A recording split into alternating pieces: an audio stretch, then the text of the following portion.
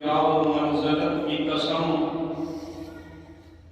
تیری شان کا ڈنکا بجا کے چھوڑوں گا۔ تیرے نام سے جو جلتے ہیں ملحد و زندیق، تیرے غضب سے ان کو ڈرا کے چھوڑوں گا۔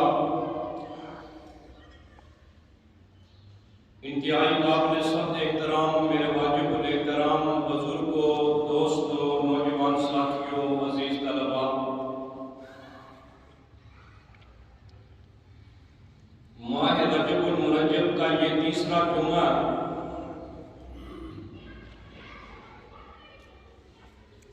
اور آج کے اس جمعۃ المبارک کے خطبہ میں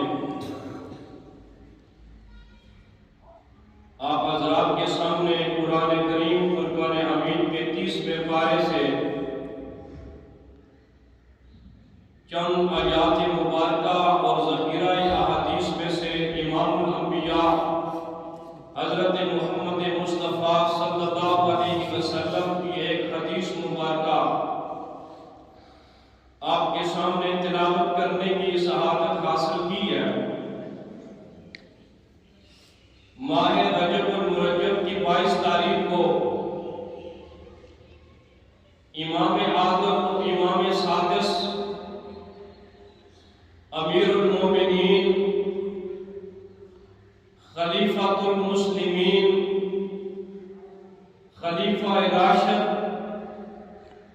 امام برحق فاتح روم و قبرص کاتب قرآن حضرت سیدنا امیر معاویہ بن ابی سفیان رضی اللہ تعالی عنہما کا یوم وفات ہے۔ 22 رجب المرجب کو ان کے یوم وفات کی مناسبت سے آج کے جمعۃ المبارک کے خطبہ میں اس عظیم المرتبت صحابی رسول جو قرآن کریم کے کاتب ہیں، نبی پاک صلی اللہ تعالی علیہ وسلم کے صالح ہیں اور مسلمانوں کے چھٹے خلیفہ ہیں اور شام اور قبرص اور قسطنطنیہ کے فاتح ہیں، بلکہ اگر تاریخ اسلام کا مطالعہ کیا جائے تو حضرت سیدنا امیر معاویہ رضی اللہ تعالی عنہ کا جو دور حکومت ہے وہ 19 سال 6 ماہ پر مشتمل ہے، اور 19 سال 6 ماہ میں حضرت سیدنا امیر معاویہ رضی اللہ تعالی عنہ نے 64,65,000 مربع میل پر اسلامی حکومت کو قائم کیا تھا۔ یہ 64,65,000 مربع میل پر اسلامی حکومت کو قائم کرنا یہ کوئی معمولی بات نہیں ہے۔ حضور اکرم صلی اللہ علیہ وسلم جب اس دنیا سے تشریف لے گئے تو 9 لاکھ یا 11 لاکھ مربع میل پر اسلام کی حکومت تھی، اور حضرت امیر معاویہ رضی اللہ تعالی عنہ نے اسلام کی سرحدوں کو اتنا وسیع کیا کہ 64,65,000 مربع میل پر اسلام کی حکومت کو قائم کیا۔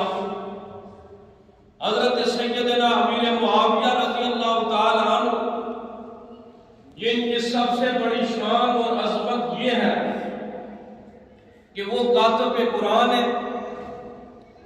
اگر وہ کاتب قرآن نہ بھی ہوتے، اگر وہ مسلمانوں کے چھٹے خلیفہ نہ بھی ہوتے، اگر وہ نبی پاک صلی اللہ علیہ وسلم کے صالح نہ بھی ہوتے، اگر وہ شام اور قبرص اور قسطنطنیہ کے فاتح نہ بھی ہوتے، تو ان کے لیے یہ اعزاز ہی کافی ہے کہ وہ صحابی رسول ہے۔ صحابی رسول ہونا ان کے لیے سب سے بڑا اعزاز ہے کہ جس نے ایمان کی حالت میں نبی پاک صلی اللہ علیہ وسلم کے چہرے کی زیارت کی ہو اور ایمان کی حالت میں دنیا چھوڑ کے چلا جائے، اسے صحابی کہتے ہیں۔ اور صحابی کا مقام یہ ہے کہ نبی پاک صلی اللہ علیہ وسلم نے فرمایا کہ جس نے ایمان کی حالت میں وہ محمد کو دیکھا اور ایمان کی حالت میں دنیا سے چلا گیا، اس شخص کے اوپر جہنم کی آگ حرام ہو جاتی ہے۔ اب اگر صحابی رسول ہی ہیں پھر بھی ان کا مرتبہ اور مقام اتنا ہے کہ قرآن کریم میں ان کا تذکرہ موجود ہے، ان کا مقام اور مرتبہ اتنا بلند اور بالا ہے کہ نبی پاک صلی اللہ علیہ وسلم کی احادیث میں ان کے لیے خیر القرون کا لفظ استعمال کیا گیا کہ زمانے میں سب سے جو بہترین لوگ ہیں وہ میرے صحابہ ہیں۔ اگر یہ مرتبہ جتنا بھی آپ صحابی رسول کو جتنے مرضی اونچے مرتبے کے اوپر لے جائیں، آخر میں بات جا کے یہیں پہ ختم ہوتی ہے کہ رب کا قرآن ان کے بارے میں کہتا ہے رضی اللہ عنہم ورضوا عنہ، کہ وہ مجھ سے راضی ہیں اور میں ان سے راضی ہوں۔ صرف صحابی رسول ہونا یہ حضرت امیر معاویہ کے لیے بہت بڑی اعزاز کی بات ہے، لیکن اس سے بڑا اب یہ بات بھی میں آپ کو بتلاؤں کہ صحابی رسول ہونا ان کے لیے اتنی بڑی اعزاز کی بات ہے۔ عبداللہ بن مبارک رحمۃ اللہ علیہ سے کسی نے پوچھا، یہ عبداللہ بن مبارک کون ہے؟ عبداللہ بن مبارک رحمۃ اللہ علیہ یہ امام بخاری کے استاد ہیں، اور یہ عبداللہ بن مبارک کون ہے؟ یہ عبداللہ بن مبارک امام ابو حنیفہ رحمۃ اللہ علیہ کے شاگرد ہیں، امام بخاری کے استاد ہیں۔ ان سے کسی نے سوال کیا عبداللہ بن مبارک سے کہ حضرت امیر معاویہ افضل ہیں یا حضرت عمر بن عبدالعزیز افضل ہیں؟ تو حضرت عبداللہ بن مبارک نے جواب دیا کہ تم ایک طرف صحابی رسول کا انتخاب کیا ہے کہ جس نے ایمان کی حالت میں حضور کے چہرے کو دیکھا، ایمان کی حالت میں دنیا سے چلا گیا اور قرآن اسے رضی اللہ عنہ ورضوا عنہ کہتا ہے، اور دوسری طرف تم نے عمر بن عبدالعزیز کا نام لیا جو صحابی نہیں ہے، جو تابعی ہے، لیکن عدل و انصاف کی وجہ سے عمر بن عبدالعزیز کو ثانی عمر کہا جاتا ہے۔ تو حضرت عبداللہ بن مبارک نے سوال کرنے والے کو جو جواب دیا وہ جواب آب زر سے لکھنے کے قابل ہے۔ اس جواب کو سنیے جو جواب عبداللہ بن مبارک نے دیا سوال کرنے والے کے سوال کے جواب میں کہ امیر معاویہ رضی اللہ تعالیٰ عنہ افضل ہے یا عمر بن عبدالعزیز افضل ہے۔ عبداللہ بن مبارک نے جواب یہ دیا کہ حضرت امیر معاویہ نے جس گھوڑے کے اوپر سفر کیا اور گھوڑے کے اوپر سوار ہو کے امام الانبیاء حضرت محمد رسول اللہ صلی اللہ علیہ وسلم کی قیادت میں جہاد کیا، حضرت امیر معاویہ جس گھوڑے کے اوپر سوار تھے اور اس گھوڑے کے قدموں کے نیچے سے جو خاک اڑتی تھی اور حضرت امیر معاویہ کے گھوڑے کے ناک کے اندر جمع ہو جاتی تھی، فرمایا کہ لاکھوں عمر بن عبدالعزیز پیدا ہو جائے، امیر معاویہ کے گھوڑے کے ناک کے اندر جمع ہونے والی مٹی کا بھی مقابلہ نہیں کر سکتا۔ سبحان اللہ۔ یہ عبداللہ بن مبارک رحمۃ اللہ علیہ نے جواب دیا کہ جس گھوڑے کے اوپر سوار ہو کے امیر معاویہ نے نبی کی قیادت میں اسلام کی جنگیں لڑی ہیں، جس گھوڑے کے اوپر سوار ہو کے امیر معاویہ نے جہاد فی سبیل اللہ کیا ہے، جس گھوڑے کے اوپر سوار ہو کے کلمۃ اللہ اسلام کے غلبے کے لیے امیر معاویہ نے جہاد کیا، اور گھوڑے کے اڑنے کی وجہ سے ان کے قدموں کے نیچے سے جو خاک اڑتی تھی امیر معاویہ کے گھوڑے کے نتنوں کے اندر جمع ہو جاتی تھی، فرمایا لاکھوں عمر بن عبدالعزیز پیدا ہو جائے، امیر معاویہ کے گھوڑے کے نتنوں کے اندر جمع ہونے والی خاک کا مقابلہ نہیں کر سکتا۔ بے شک اتنا بڑا مقام ہے حضرت سیدنا امیر معاویہ رضی اللہ تعالیٰ عنہ کو۔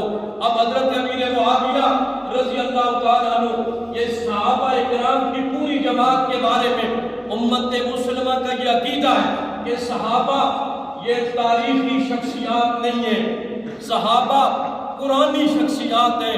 صحابہ کو اگر پرکھنا ہو، صحابہ کو اگر پڑھنا ہو، صحابہ کے اگر مرتبے کو دیکھنا ہو تو تاریخ کی کتابوں میں مت ڈھونڈو صحابہ کی عظمت کو، صحابہ کی عظمت کو اگر دیکھنا ہے تو رب کے قرآن سے صحابہ کی عظمت کو دیکھو، اس لیے کہ صحابہ تاریخی شخصیات نہیں ہیں، صحابہ قرآنی شخصیات ہیں، ان کا ذکر قرآن کے اندر موجود ہے۔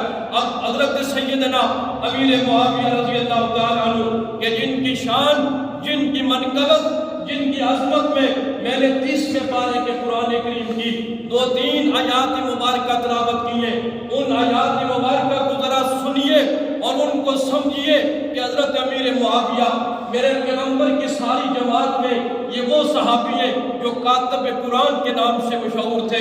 آج تمہاری مسجدوں کے اندر جو قرآن موجود ہے، آج تمہارے مدارس کے اندر جو قرآن موجود ہے، آج جو ہمارے گھروں کے اندر قرآن موجود ہے، اس قرآن کو لکھنے والے حضرت امیر معاویہ۔ بے شک اس قرآن کو لکھنے والے کون ہیں؟ سارے بولے کون ہیں؟ حضرت امیر معاویہ رضی اللہ تعالیٰ عنہ۔ اب جو قرآن لکھا کرتے تھے ان صحابہ کرام کی جماعت کی تعداد 13 تھی۔ 13 صحابہ کرام تھے جن میں پہلا نام آتا ہے حضرت سیدنا عثمان بن عفان رضی اللہ تعالیٰ عنہ کا۔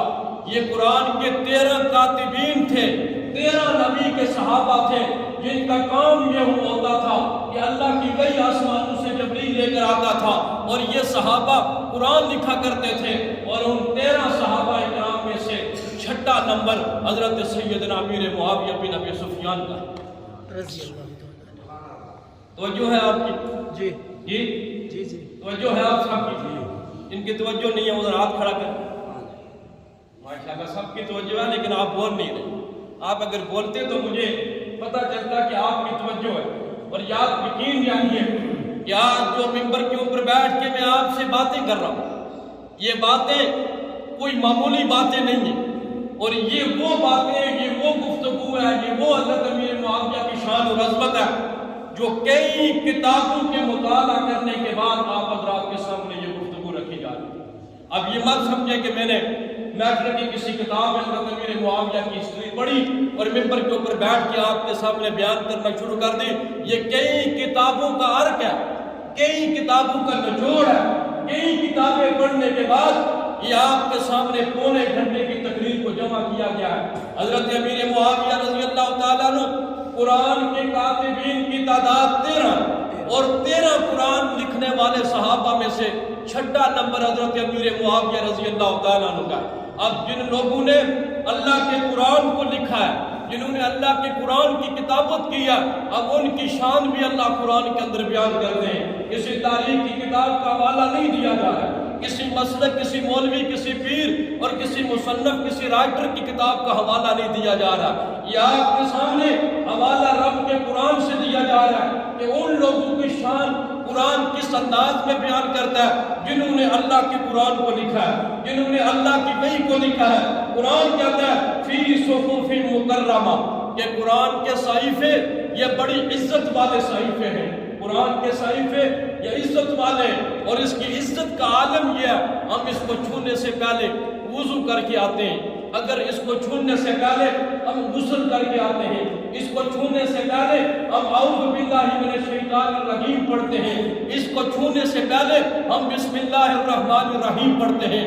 اس قرآن کو چھونے سے پہلے ہمارا وجود پاک ہوتا ہے، ہمارے لباس پاک ہوتا ہے، ہمارے ہاتھ پاک ہوتے ہیں، پھر ہم اس پاک کتاب کو اپنے ہاتھوں میں لے کر اس کی تلاوت شروع کرتے ہیں، اور تلاوت بھی شروع کرنے سے پہلے اعوذ باللہ من الشیطان الرجیم بسم اللہ الرحمن الرحیم پڑھتے ہیں۔ تو رب قرآن میں یہ فرماتے ہیں فی صحف مکرمہ کہ قرآن کے صحیفے بڑی عظمت والے، بولے نا آپ کی توجہ سب کی نہیں ہے نا، قرآن کے صحیفے بڑی عزت والے ہیں، عظمت والے ہیں، تکریم والے ہیں۔ رب قرآن اپنے قرآن کا تعارف کرواتا ہے نا فی صحف مکرمہ کہ قرآن کے صحیفے عزت والے۔ اب فرمایا آگے سنیے مرفوعات مطہرہ کہ قرآن کے صحیفے بڑے بلند ہیں، اور قرآن کے جو صحیفے فرمایا مطہرہ یہ پاکیزہ ہے۔ قرآن کے صحیفے بولے بولے بولے قرآن کے صحیفے پاکیزہ ہے۔ وقت بہت کم رہتا ہے، آپ میرے ساتھ بولتے چلے جائیں گے آپ کو بات سمجھ آتی جائے گی، اور آگے چل کے میں آپ کو وہ بات بھی بتلاؤں گا کہ جس پہ آپ کے رونگٹے کھڑے ہو جائیں گے کہ جس صحابی رسول کا تذکرہ قرآن کے موجود ہے، جس صحابی رسول کی عظمت نبی کے فرمان میں موجود ہے، جس صحابی رسول کا تذکرہ بخاری مسلم کی حدیث کی کتابوں کے اندر موجود ہے، آج دشمنان امیر معاویہ اس صحابی رسول کی وفات پہ جشن مناتا ہے۔ آج دشمنان امیر معاویہ اس صحابی رسول کی وفات پہ نیاز کے نام پہ، کنڈو کے نام پہ وہ حلوہ پوری بنا کے تقسیم کرتا ہے۔ وہ آگے چل کے میں بتاؤں گا، لیکن عظمت سمجھیے امیر معاویہ رضی اللہ تعالیٰ عنہ کہ قرآن کہتا ہے فی صحف مکرمہ، یہ قرآن کے صحیح عزت والے ہیں، مرفوعات مطہرہ، یہ بہت بلند ہے اور بہت پاکیزہ ہے۔ آگے سنیے، بے آئیدی سفارات کرام بررہ۔ سبحان اللہ، بے شک سبحان اللہ۔ سب ایک دفعہ سبحان اللہ کہتے ہیں۔ سبحان اللہ۔ قرآن کی آیت میں پھر ایک دفعہ سبحان اللہ۔ یہ جو اگلی تیسری آیت میں پڑھ رہا ہوں ذرا اس کا ترجمہ سنیے۔ بے آئیدی سفارہ، یہ آئیدی یہ ید کی جمع ہے۔ ید کسے کہتے ہیں؟ ہاتھ کو۔ بولے بولے بولے، ید کسے کہتے ہیں؟ عربی میں ید ہاتھ کو کہتے ہیں۔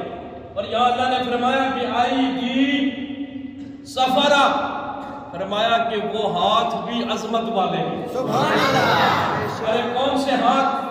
جن ہاتھوں نے اس قرآن کو لکھا، سبحان اللہ، جن ہاتھوں نے قرآن کو لکھا، لکھا اللہ کہتے ہیں وہ ہاتھ بھی عظمت والے، بولے بولے بولے، وہ ہاتھ بھی عظمت والے۔ قرآن لکھنے والے صحابہ کی تعداد 13 تھی اور اس میں چھٹا نمبر حضرت امیر معاویہ کا ہے۔ اور قرآن کہتے ہیں جن ہاتھوں نے اس کو لکھا، جس طرح یہ قرآن عظمت والی کتاب ہے، جن ہاتھوں نے قرآن کو لکھا وہ ہاتھ بھی عظمت والے، وہ ہاتھ بھی عظمت والے۔ عظمت والے۔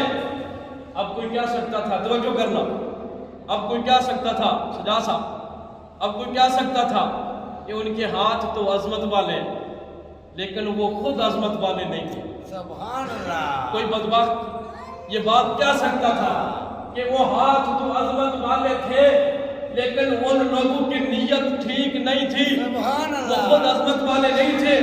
رب کا قرآن کہتا ہے کرام بررہ، جنہوں نے قرآن لکھا ہے ان جیسی عظمت والے لوگ روح زمین کے اوپر نہیں پائے جاتے۔ سبحان اللہ، بے شک۔ ان کے ہاتھ بھی عظمت والے، جس کتاب کو لکھا وہ کتاب بھی عظمت والی، جو جبریل لے کر آیا وہ جبریل بھی عظمت والا، اور جس نبی پہ یہ قرآن نازل ہوا وہ نبی بھی عظمت والا۔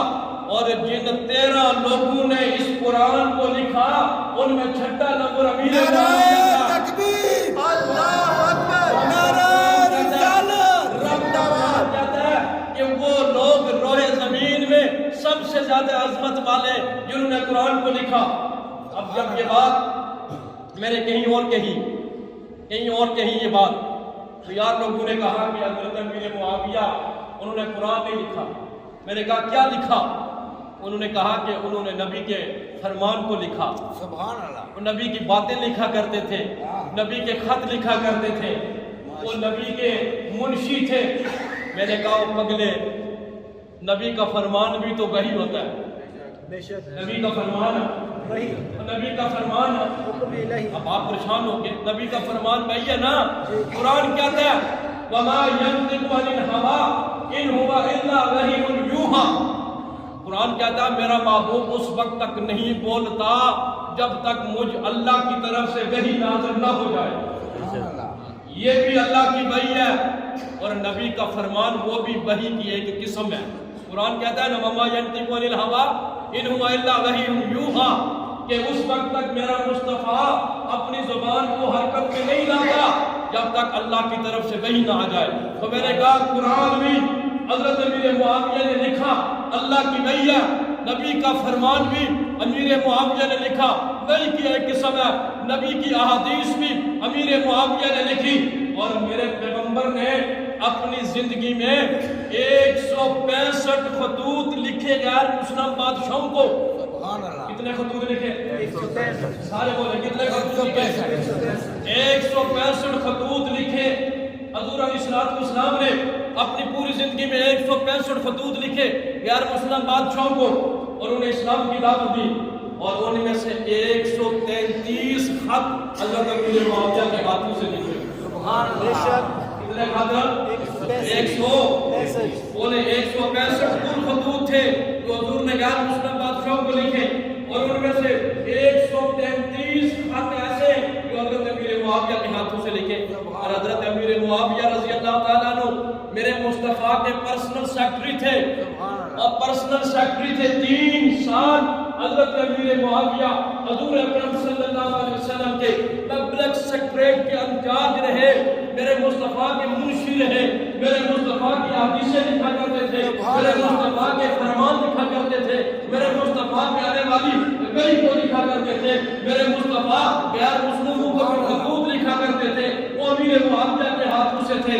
اور ان 3 سالہ عرصے میں حضرت امیر معاویہ نے نبی پاک صلی اللہ علیہ وسلم سے 550 حدیثیں روایت کی ہیں۔ کتنی حدیثیں؟ 550 حدیثوں کے راوی ہیں کون؟ حضرت امیر سب کو حضرت امیر معاویہ رضی اللہ تعالیٰ عنہ۔ کیا کس نے خوب کہا، دشمن پہ حاویہ معاویہ معاویہ۔ سبحان اللہ، سبحان اللہ۔ آپ کسی کا نام لینے کی ضرورت نہیں ہے، امیر معاویہ کا نام لے لو، بلڈ ٹیسٹ خود بخود ہو جائے گا۔ سبحان اللہ۔ حلالی کون ہے، حرامی کون ہے؟ کیا بات ہے، کیا بات ہے۔ حلالی اور حرامی کی پہچان کرنی ہے، سبحان اللہ۔ نام لے لو کس کا؟ امیر معاویہ سارے لو امیر معاویہ رضی اللہ تعالیٰ عنہ۔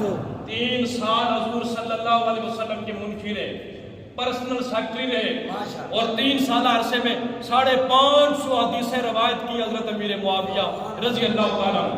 اب آگے چلیے، حضرت امیر معاویہ کی شان کہ قرآن لکھا، رب کے قرآن میں ان کی شان موجود ہے، اور حضرت امیر معاویہ رضی اللہ تعالیٰ عنہ، وقت چونکہ کم ہے، میں حضرت امیر معاویہ کی حضور اکرم صلی اللہ علیہ وسلم کے ساتھ چند رشتہ داریوں کا ذکر کرنے لگاؤں۔ توجہ کرنا، بات آخری مراحل میں داخل ہو جاتی ہے۔ حضرت سیدنا امیر معاویہ سب کا تو رضی اللہ تعالیٰ عنہ، حضرت امیر معاویہ کی جو پہلی رشتہ داری ہے نبی پاک صلی اللہ علیہ وسلم کے ساتھ، اور یہ بھی یاد رکھیں، حضرت امیر معاویہ بنو امیہ خاندان کے چشم و چراغ، بنو بولے بنو امیہ خاندان کے چشم و چراغ تھے حضرت امیر معاویہ رضی اللہ تعالیٰ عنہ۔ اور حضرت امیر معاویہ کے حضور کے ساتھ سب سے پہلی اور سب سے بڑی رشتہ داری یہ ہے کہ حضرت امیر معاویہ مکے کے سردار ابو سفیان رضی اللہ تعالیٰ عنہ کے بیٹے تھے۔ ابو سفیان رضی اللہ تعالیٰ عنہ کے کیا تھے؟ بیٹے تھے، جو فتح مکہ کے موقع پر مسلمان ہوئے اور نبی پاک صلی اللہ علیہ وسلم کا کلمہ پڑھا۔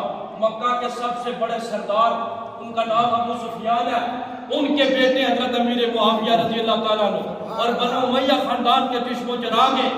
حضرت ابو سفیان کی ایک بیٹی ہے اور جن کا نام ہے رملہ۔ کیا نام ہے؟ رملہ۔ اور ان کو کنیت حبیبہ، بولے حبیبہ،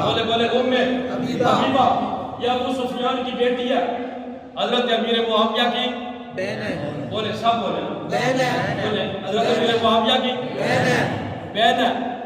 حضرت امیر معاویہ کی بہن ہے، ابو سفیان کی بیٹی ہے، اور نبی پاک صلی اللہ علیہ وسلم کی زوجہ ہے۔ سبحان اللہ، سبحان اللہ، کیا بات ہے۔ مومنوں کی ماں، ہم کیا کہتے ہیں؟ خال المومنین۔ خال المومنین کسے کہا جاتا ہے؟ حضرت امیر معاویہ کے لیے خال المومنین کہ مومنوں کے ماموں کون؟ حضرت امیر کون؟ امیر معاویہ رضی اللہ تعالیٰ، حضرت امیر معاویہ رضی اللہ تعالیٰ عنہ کی بہن رملہ حبیبہ حضور کی بیوی، جب وہ حضور کی بیوی بنی، امت کی ماں بن گئی۔ سبحان اللہ، بولے امت کی ماں بن گئی۔ سارے بولے جن کے ماں وہ بولے امت کی ماں بنی۔ نبی کی بیویاں امت کی مائیں، سبحان اللہ، اور مائیں بھی کس کی ہیں؟ مومنوں کی۔ مومنوں ان کی مائیں، مومنوں کی، ان کی مائیں، جو مومن ہے وہ بولے جی، جو من موہن ہے وہ نہ بولے۔ ہے جی، سبحان ادھر اللہ، سارے مومن بیٹھے ہوئے، ادھر من موہن ہے سارے۔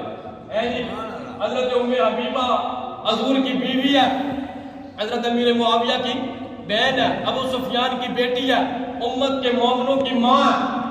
اس سے بڑی اور کیا رشتہ داری ہوگی حضرت امیر معاویہ کی کہ حضور صلی اللہ علیہ وسلم کے سالے اور امت کے ماموں ہیں۔ امت کی کیا ہے؟ یہ رشتہ داری ہے۔ اور دوسری رشتہ داری بتاؤں، حضرت امیر معاویہ کی ایک بیٹی ہے، اس کا نام بھی رملہ ہے، رملہ بنت امیر معاویہ۔ اور یہ بیٹی کس کے نکاح میں آئی؟ حضور کے ایک نواسے جن کا نام ہے حضرت عبداللہ۔ کیا نام ہے؟ بولے حضور کے ایک نواسے جن کا نام ہے عبداللہ۔ اور یہ عبداللہ کس کے بیٹے ہیں؟ یہ حضرت عثمان غنی کے بیٹے۔ حضرت عثمان غنی کی بیوی کا نام ہے حضرت رقیہ۔ حضرت عثمان کی بیوی کا کیا نام ہے؟ حضرت رقیہ بولے نا، حضرت عثمان کی بیوی کا کیا نام ہے؟ حضرت رقیہ. اور حضرت رقیہ بیٹی کس کی ہے؟ وہ بولے نا نبی پاک حضرت رقیہ. توجہ کرنا، آپ کی پوری توجہ نہیں ہے، اگر آپ کی پوری توجہ ہوتی تو آپ میرے ساتھ ضرور بولتے. حضرت رقیہ بیٹی ہے کس کی؟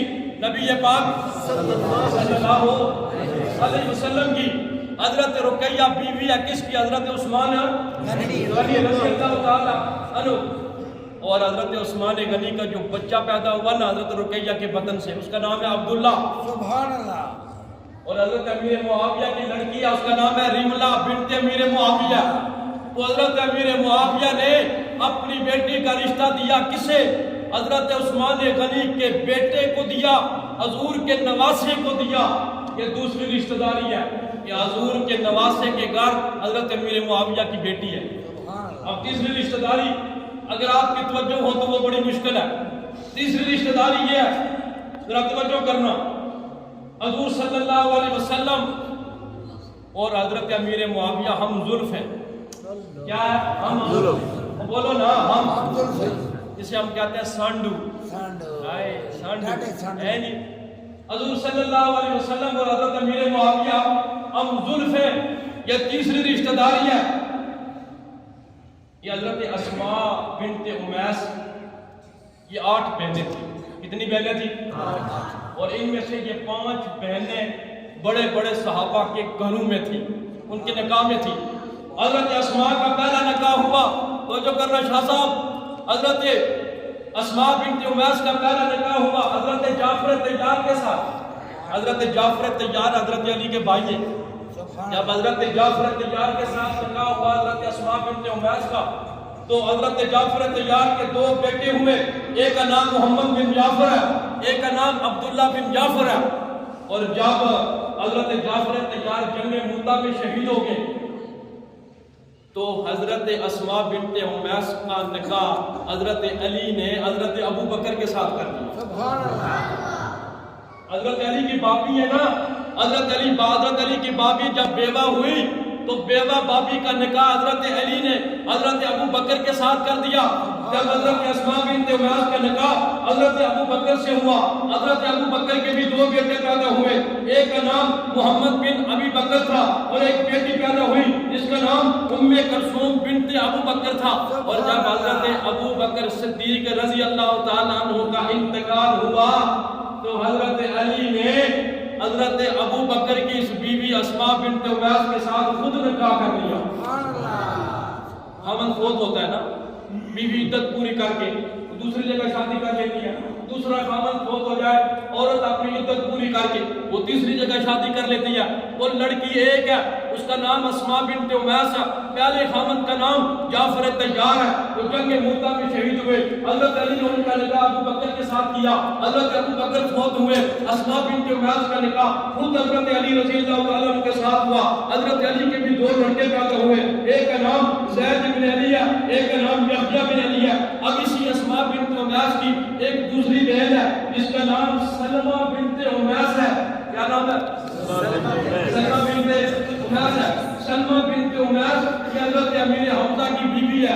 اور اسماء بنت امیس کی ایک بہن جس کا نام ام الفضل بنت امیس ہے، اس کا نکاح ہوا حضرت عباس کے ساتھ. حضرت اسماء بنت امیس کی ایک بہن ہے، اس کا نام ہے قریبۃ الصغریٰ.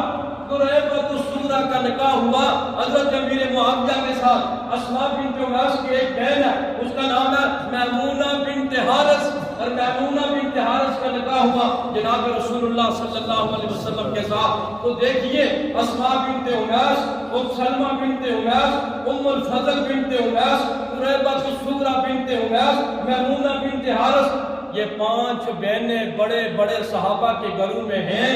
اور میمونہ بنت حارث حضور صلی اللہ علیہ وسلم کے گھر میں ہے. تو حضور صلی اللہ علیہ وسلم اور امیر معاویہ ہم زلف، حضور صلی اللہ علیہ وسلم حضرت حمزہ ہم زلف، حضور صلی اللہ علیہ وسلم حضرت عباس ہم زلف، حضور صلی اللہ علیہ وسلم اور حضرت امیر معاویہ ہم زلف. تو یہ ہم زلف ہونا، یہ رشتہ داریاں کرنا، یہ محبت کی دلیل ہوتی ہے، نفرت کی علامت نہیں ہوتی ہے. تین رشتہ داریاں حضرت امیر معاویہ کی حضور صلی اللہ علیہ وسلم کے ساتھ۔ اب چونکہ وقت نہیں ہے کہ میں آگے بات کو لے جاؤں اور بات ادھوری رہ جائے گی، تین رشتہ داریوں کا میں نے تذکرہ کیا جو حضرت امیر معاویہ کے رسول اللہ صلی اللہ علیہ وسلم کے ساتھ ہے۔ اب بات کو ختم کرنے لگا ہوں، اگلے جمعوں سے پہلے 22 رجب المرجب کا دن آئے گا، اور 22 رجب المرجب کو فاتح شام و قبرص، فاتح قسطنطنیہ، نبی پاک صلی اللہ علیہ وسلم کے صالح کاتب قرآن، مسلمانوں کے چھٹے خلیفہ امیر المومنین حضرت سیدنا امیر معاویہ رضی اللہ تعالیٰ عنہ کا یوم وفات ہے۔ حضرت امیر معاویہ کے یوم وفات پہ دشمنان صحابہ ایک رسم جاری کی ہوئی ہے جسے نیاز کا نام دیتے ہیں، اور اس رسم کو کہتے ہیں کنڈوں کی رسم۔ کون سی رسم؟ بولے کون سی رسم؟ آپ بھی نوٹ کر لیں، سی آئی ڈی والے بھی نوٹ کر لیں، خفیہ ادارے بھی نوٹ کر لیں، حکومتی اہلکار بھی نوٹ کر لیں۔ ایک طبقہ پاکستان کی دھرتی میں پایا جاتا ہے کہ جو حضرت امیر معاویہ کے یوم وفات پہ کنڈوں کی رسم جاری کی ہوئی ہے۔ اب یہ جو کنڈا لفظ ہے نا، یہ عربی کا لفظ نہیں ہے، یہ فارسی کا لفظ نہیں ہے، یہ کسی اسلامی ملک سے نہیں آیا، یہ سعودیہ سے نہیں آیا ہوا ہے۔ یہ کنڈے کا جو لفظ ہے یہ پنجابی کا لفظ ہے۔ کون سا لفظ ہے؟ پنجابی کا۔ کہتے ہیں فلاں آدمی کا کنڈا ہو گیا، تو اس کا کیا مطلب ہوتا ہے؟ اس کو اقتدار مل گیا۔ فلاں آدمی کی دکان کا کنڈا ہو گیا، اس کا یہ مطلب نہیں ہے کہ اس کی دکان پروان چڑھ رہی ہے۔ اس کا مقصد یہ دیکھیں، سمجھ گئے ہمارے مفتی صاحب کہ فلاں آدمی کا صفایا ہو گیا۔ کنڈا پنجابی کا لفظ ہے، اس کا مطلب یہ ہوتا ہے کہ فلاں آدمی کا کاروبار تباہ ہو گیا، فلاں آدمی خود تباہ ہو گیا، فلاں حکومت کا کنڈا ہو گیا۔ کہتے ہو یہ نہیں کہتے ہو؟ اسے عمرانی حکومت کے لیے کہتے ہو نا، اس کا کنڈا ہو گیا، پیٹرول 160 پہ پہنچ چکا ہے، اس حکومت کا کنڈا ہو گیا۔ اور یہ حکومت کیا کرے؟ یہ حکومت تو کسی اور کی ہے نا، یہ حکومت تو کسی اور کی ہے۔ یہ بات تو کوئی کہنے کے لیے تیار ہی نہیں ہے۔ وہ جو بیچارہ اقرار الحسن کہتا تھا اس کی پٹائی کر دی گئی ہے، وہ ایک اور صحافی اسلام آباد میں کہتا تھا اس کو اٹھا لیا گیا۔ کیوں؟ یہ صاحب بہادر اپنے خلاف کوئی بات سننے کے لیے تیار ہی نہیں ہے، اپنے خلاف صاحب بہادر کوئی بات سننے کے لیے تیار نہیں ہے۔ آج کہتے ہیں نا عمرانی حکومت کا کنڈا ہو گیا، اس کا کیا مطلب ہے؟ خوشحالی آ گئی ہے؟ نہیں، بلکہ یہاں اس قوم کو غربت کی زمین کے اندر درسا کے رکھ دیا گیا، اس حکومت کا کنڈا ہو گیا۔ اس کا یہ مطلب نہیں ہے یہ حکومت خوشحال ہے اور ریاست کی عوام خوشحال ہے، مقصد یہاں اس حکومت کا کنڈا ہو گیا۔ لہٰذا ان لوگوں نے اپنا کام ان سے پورا لے لیا، اب کسی اور مورے کی تلاش میں کہ وہ آئے اور وہ بیٹھے، پٹرول 160 180 پہ چلا جائے، ان کی تجوریاں بڑھتی جا رہی ہیں اور غریب کا چولہا بیچارہ بھٹتا جا رہا ہے۔ تو خیر یہ کنڈا پنجابی کا لفظ ہے۔ کنڈوں کی رسم رات کی تاریکی میں حلوہ پکا کے گھروں کے اندر تقسیم کیا جاتا ہے۔ کب؟ 22 رجب المرجب کو۔ اور جب ان سے پوچھا جائے کہ کس خوشی میں ہے، کہتے ہیں امام جعفر صادق رحمۃ اللہ علیہ کی ولادت کی خوشی میں ہے۔ جب کہ آپ تاریخ اسلام کو پڑھیں، حضرت امام جعفر صادق نہ رجب کے مہینے میں پیدا ہوئے، نہ امام جعفر صادق رحمۃ اللہ علیہ رجب کے مہینے میں فوت ہوئے۔ رجب کے مہینے میں امام جعفر صادق رحمۃ اللہ علیہ کی ولادت بھی نہیں ہے، وفات بھی نہیں ہے، اور یہ صحابہ کے گستاخ امیر معاویہ رضی اللہ تعالیٰ عنہ کے گستاخ 22 رجب کو رات کی تاریکی میں چھپ کر حلوہ بنا کے تقسیم کرتے گھروں کے اندر، اور حضرت امیر معاویہ کے یوم وفات پہ خوشی کا اظہار۔ اب میں آپ سے پوچھنا چاہتا ہوں، یہ اسلامی ریاست میں یہ طبقہ پایا جاتا ہے جو صحابی رسول کاتب قرآن کی یوم وفات پہ خوشی کا اظہار کرتا ہے۔ حکومت کو چاہیے ان لوگوں کو لگام دے، انٹیلیجنس اداروں کو چاہیے ان لوگوں کو لگام دے، قانون نافذ کرنے والے اداروں کو چاہیے ان بدبختوں کو لگام دے۔ چاہیے جائے کہ وہ آ کے مسجد کے نمازیوں کی صفوں کی تعداد نوٹ کرتے ہیں کہ یہاں تعداد بڑی ہے یا گھٹی ہے، سفید داڑھیوں والے کتنے ہیں، کالی داڑھیوں والے کتنے۔ ارے اتنی سیکورٹی اور اتنی سی آئی ڈی تو مساجد کی ہندوستان کے اندر بھی نہیں ہوتی ہے جہاں ہندوؤں کی حکومت ہے جتنی یہاں پہ ہو رہی ہے۔ تو میں حکومت سے کہتا ہوں کہ 10-12 ایجنسیوں کے لوگ جو میرے شہر میں میرے نہتے شہریوں کے اوپر مسلط کیے ہوئے، یہ پرامن شہر ہے، یہاں ان کی ضرورت نہیں ہے، ان کو بلوچستان میں بھیجو۔ کہاں پہ دو؟ بولے نا کہاں پہ دو؟ بلوچستان میں۔ آئے روز ہم سنتے ہیں سیکورٹی فورسز کے اوپر دہشت گردوں نے حملہ کر دیا، سنتے ہو یا نہیں سنتے ہو؟ ٹی وی اخبارات میں آپ کے سوشل میڈیا میں خبریں پڑھتے ہو نا کہ سیکورٹی فورسز کے اوپر دہشت گردوں نے حملہ کر دیا۔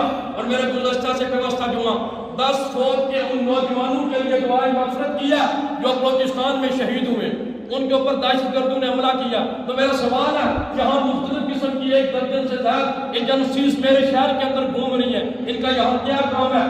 حکومت ان کو بلوچستان میں بھیجے تاکہ وہاں یہ دہشت گردوں کو ٹھکانے تلاش کریں۔ آئے روز ہم پڑھتے ہیں کہ ریل کی پٹری کو بم دھماکے سے اڑا دیا گیا ہے۔